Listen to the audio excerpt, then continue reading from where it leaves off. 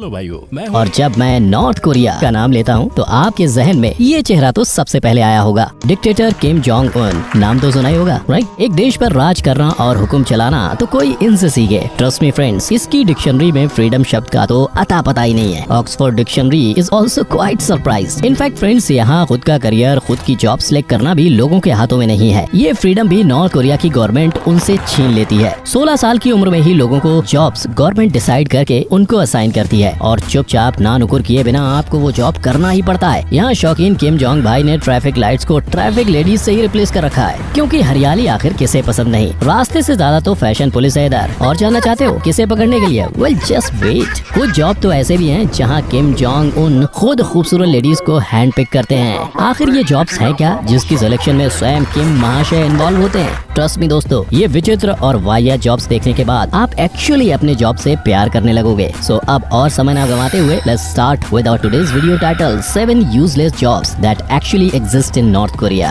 Number 1, stone lady. अब दोस्तों, क्या आपने कभी किसी को पत्थर पॉलिश करते हुए देखा है? वेल जूता पॉलिश तो सुना था, पर पत्थर पॉलिश ये क्या है भाई? वेल भाइयों, नॉर्थ कोरिया के कुछ अलग ही तौर तरीके और मान्यताएं हैं और हमें इसके बारे में पता भी नहीं चलता। अगर ये वीडियो अपलोड नहीं हुआ होता तो 2010 में टूरिस्ट और रिपोर्टर्स ने विक्टोरियस वॉर म्यूजियम के टूर पर एक अजीब सा दृश्य अपनी आंखों के सामने देखा। एक वृद्ध महिला पत्थरों से भरे रास्ते पर बैठकर पत्थर पॉलिश कर रही थी, लाइक लिटरली पत्थर। और इससे पहले कि टूरिस्ट और रिपोर्टर्स वहां जाके उससे पूछताछ करते, तुरंत इस वृद्ध महिला को वहां से रफा दफा कर दिया गया। मतलब फ्रेंड्स, जॉब की लिटरली तंगी लगी पड़ी है वहाँ। रोजी रोटी के लिए लोगों को न जाने क्या क्या करना पड़ता है। और साथ में नॉर्थ कोरिया ये भी नहीं चाहता कि बाहर के लोगों को ये कड़वी सच्चाई पता चले। So strange, right? Stone age man का दौर गया दोस्तों। लगता है यहाँ अब स्टोन एज लेडी का दौर आ गया है। Number 2, traffic lady. वेल भाइयों, क्या आपको पता है कि नॉर्थ कोरिया में एक महिला का ख्वाब होता है एक ट्रैफिक लेडी बनना? और क्या आपको पता है इन लेडीज को खुद किम जोंग उन सिलेक्ट करते हैं? तो जाहिर सी बात है कि ये काफी रिस्पेक्टेबल जॉब बन जाती है अपने आप। और ये ट्रैफिक लेडीज आपको सिर्फ नॉर्थ कोरिया के कैपिटल सिटी प्योंगयांग में देखने को मिलेंगी। इनका दूसरा नाम आइकॉनिक ट्रैफिक लेडीज भी है, क्योंकि ये फैशन को भी साथ साथ प्रमोट करती हैं।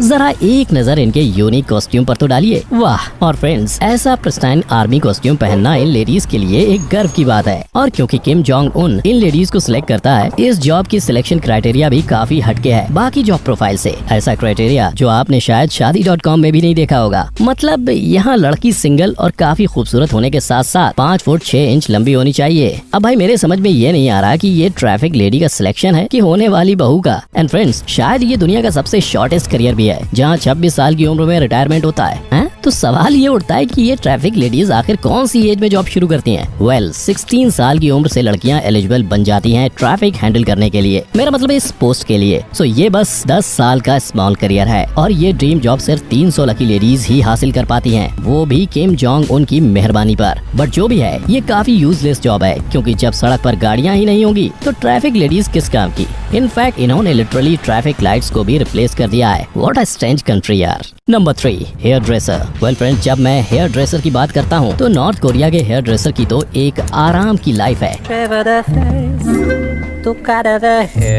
क्योंकि कस्टमर्स यहाँ अपने हेयर स्टाइल को लेकर डिमांडिंग तो बिल्कुल भी नहीं है और वो कहते हैं कि भगवान सब देख रहा है। पर नॉर्थ कोरिया में किम जोंग उनकी गवर्नमेंट सब देख रही है। यहाँ तक कि आपके हेयर स्टाइल से लेकर आपके बालों का लेंथ सब देखा जा रहा है। यहाँ गिन चुनकर सिर्फ 28 ऑफिशियल हेयर स्टाइल्स अलाउड हैं, जस्ट 28, जहाँ 18 हेयर स्टाइल्स लेडीज के लिए और 10 मेल्स के लिए हैं। मतलब लिटरली खुद के बालों पर भी लोगों को फ्रीडम नहीं है। इनके बालों के नियम वाकई काफी हटके होने के साथ साथ सटके हुए भी हैं। जैसे सिर्फ अनमैरिड विमेन यहाँ लंबे बाल रख सकती हैं, शादीशुदा औरत को छोटे बाल रखना ही कंपलसरी है। और इसके पीछे का लॉजिक नॉर्थ कोरियन गवर्नमेंट ही जाने। और जब बात आती है नौजवानों की तो उनके बाल सिर्फ 2 इंच लंबे होने चाहिए। और हाँ, यहाँ की गवर्नमेंट थोड़ी दिलदार हो जाती है अपने मेल सीनियर सिटीजन्स के लिए। वो अपने बाल 3 इंच जितने लंबे रख सकते हैं अगर उनके सर पर बाल अभी भी बचे होंगे तो। और हाँ, यहाँ के हेयर ड्रेसर तो कभी भी किम जोंग उन की हेयर स्टाइल कॉपी करने का साहस नहीं कर सकते, क्योंकि वो उसका खुद का ट्रेडमार्क हेयर स्टाइल है। समझ लो, जिसने किया वो अगले दिन गया सीधा ऊपर। Number 4, rice inspector. अब भाइयों, अगर आपको लगता है कि किम जोंग उन सबसे खतरनाक लीडर हैं तो आप गलत हैं। किम जोंग उन का भी बाप था और वो और कोई नहीं बल्कि उसका असली बाप था, Kim Jong Il. Kim Jong Il actually काफी ज्यादा स्ट्रिक्ट, कंट्रोलिंग और डिक्टेटिव लीडर था।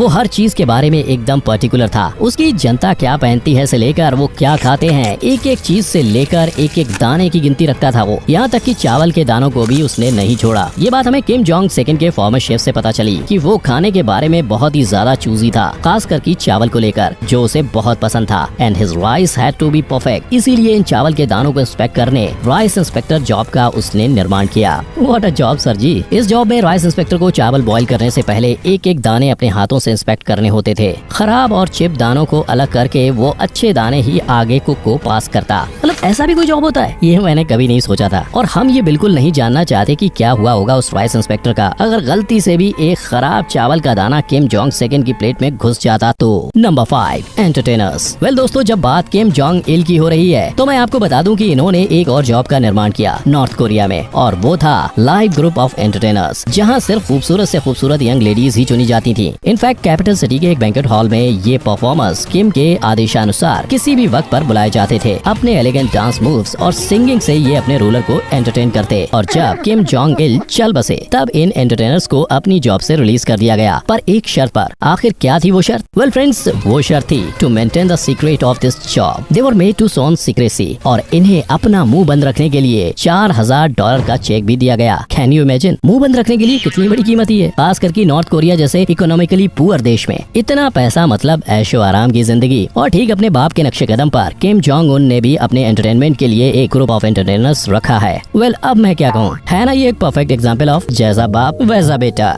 Number 6, sculptor. वेल दोस्तों, यहाँ शिल्पकार की हालत तो हेयर ड्रेसर से भी ज्यादा बोरिंग और काफी हद तक लिमिटेड भी है स्कोप में। और लिमिटेड से मेरा मतलब है सिर्फ 3 स्टैच्यूज। यहाँ स्कल्प्टर सिर्फ ज्यादा से ज्यादा 3 तरह के स्टैच्यूज बना सकते हैं, और ज्यादा गैस करने की जरूरत भी नहीं है, क्योंकि ये 3 और कोई नहीं बल्कि 3 किम्स हैं। खुद Kim Jong Un, Kim Jong Il और उसका दादा किम इल संग। एंड आई नो फ्रेंड्स, आप सोच रहे होंगे कि ये 3 स्टैच्यूज बना के ये स्कल्प्टर्स कैसे अपना रोजी रोटी चलाते होंगे, राइट? वेल मैं आपको बता दूं, इनकी रोजी रोटी बहुत अच्छी चलती है, क्योंकि नॉर्थ कोरिया में टोटल 34,000 स्टैच्यूज हैं, वो भी सिर्फ इनके लीडर्स की। शॉक्ड हो गए? वेल जहाँ किम है वहाँ ये सब पॉसिबल है, और जब लोग इन स्टैच्यूज से गुजरते हैं तो उन्हें कंपलसरी 3 बार स्टैच्यूज को बो करना ही पड़ता है। अपने लीडर के स्टैच्यूज को रिस्पेक्ट करना ही होता है, यहाँ तक कि टूरिस्ट को भी बो करना पड़ता है। नहीं करने का तो सवाल ही पैदा नहीं होता। और फ्रेंड्स, एक इंटरेस्टिंग बात बताऊं आपको, नॉर्थ कोरिया में आए हुए टूरिस्ट को सिर्फ एक फ्रीडम मिलती है यहाँ, और वो है कि टूरिस्ट इन स्टैच्यूज का पिक्चर ले सकते हैं। How nice. बट अगर गलती से भी किम जोंग के फीट क्रॉप हो जाएं, तो शायद आप अपने शरीर से क्रॉप हो जाओगे।